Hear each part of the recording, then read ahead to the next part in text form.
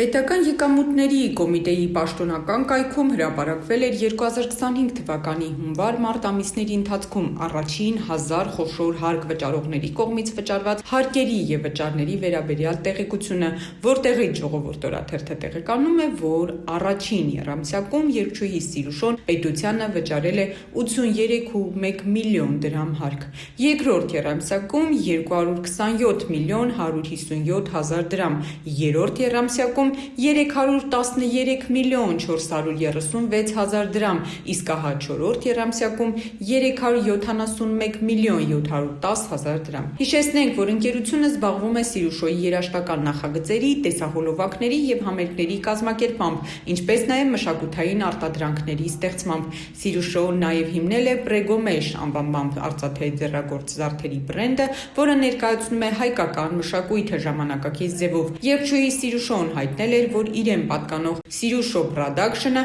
հայկական երաժշտական և մշակութային արտադրական ընկերությունը ևս մտել է Հայաստանի 1000 խոշոր հարկատուների ցանկում։